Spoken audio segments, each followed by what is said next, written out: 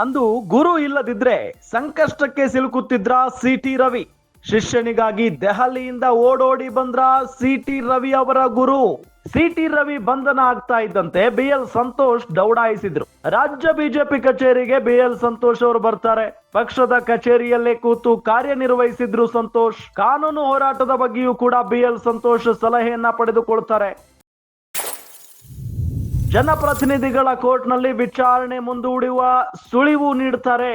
ತಕ್ಷಣವೇ ಎಚ್ಚೆತ್ತುಕೊಂಡು ಮತ್ತೊಂದು ಲೀಗಲ್ ಟೀಮ್ ರೆಡಿ ಮಾಡ್ತಾರೆ. ಹೈಕೋರ್ಟ್ ನಲ್ಲಿ ಅರ್ಜಿ ಹಾಕಿಸಿ ಸಿಟಿ ರವಿ ಬಂಧನ ಮುಕ್ತಕ್ಕೆ ಪ್ರಯತ್ನವನ್ನ ಮಾಡ್ತಾರೆ. ಕೊನೆಗೂ ತನ್ನ ಪ್ರಯತ್ನದಲ್ಲಿ ಬಿಎಲ್ ಸಂತೋಷ್ ಯಶಸ್ವಿಯಾಗಿದ್ದಾರೆ. ಗಮನಿಸ್ತಾ ಇದ್ದೀವಿ, ಆ ದಿನ ಸುವರ್ಣಸೌಧದಲ್ಲಿ ನಡೆದಂತ ಹೈ ಡ್ರಾಮಾ ಏನಿದೆಯಲ್ಲ, ಅದು ಇನ್ನು ಬಿಜೆಪಿಯವರಿಗೆ ಮತ್ತು ಎಸ್ಪೆಷಲಿ ಸಿಟಿ ರವಿ ಅವರಿಗೆ ಇವತ್ತಿಗೂ ಕೂಡ ಭಯ ಇದ್ದೇ ಇರುತ್ತೆ.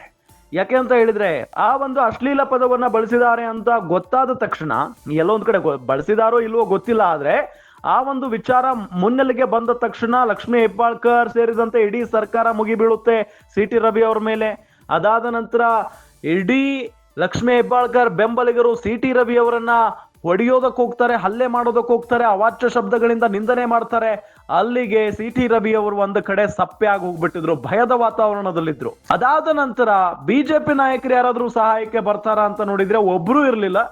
ಒಂದಿಬ್ರು ಜನ ಮಾತ್ರ ಅಲ್ಲಿ ಕಾಣಿಸ್ಕೊಳ್ತಾ ಇದ್ರು ಹೊರತು ಇನ್ಯಾರೂ ಕೂಡ ಅವರ ಪರವಾಗಿ ನಿಲ್ಲಿಲ್ಲ.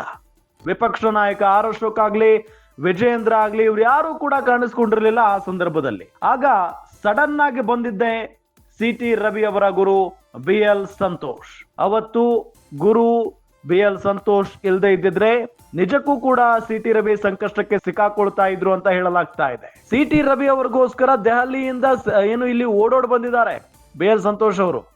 ರಾಜ್ಯ ಬಿಜೆಪಿ ಕಚೇರಿಗೆ ಬಂದು ಅಲ್ಲೇ ಕೂತ್ಕೊಂಡ್ ಬಿಟ್ಟಿದ್ರು. ಇಡೀ ದಿನ ಪಕ್ಷದ ಕಚೇರಿಯಲ್ಲೇ ಕೂತು ಸಂತೋಷ್ ಅವರು ಕಾರ್ಯನಿರ್ವಹಿಸ್ತಾರೆ. ಕಾನೂನು ಹೋರಾಟದ ಬಗ್ಗೆಯೂ ಕೂಡ ಬಿಎಲ್ ಸಂತೋಷ್ ಸಲಹೆಯನ್ನ ನೀಡ್ತಾರೆ ಮತ್ತು ಪಡೆದುಕೊಳ್ತಾರೆ. ಜನಪ್ರತಿನಿಧಿಗಳ ಕೋರ್ಟ್ ನಲ್ಲಿ ವಿಚಾರಣೆ ಮುಂದೂಡೋದು ಸುಳಿವು ಸಿಗುತ್ತೆ.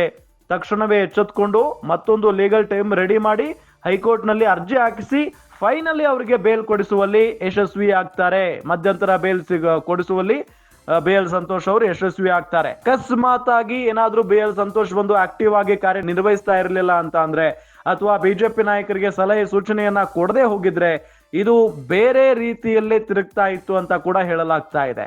ಒಟ್ಟಾರೆ ಸಿಟಿ ರವಿ ಅವರು ಬಂಧನ ಮುಕ್ತ ಆಗಿರೋ ಕಾರಣನೇ ಈಗ ಬಿಎಲ್ ಸಂತೋಷ್ ಅಂತ ಹೇಳಲಾಗ್ತಾ ಇದೆ.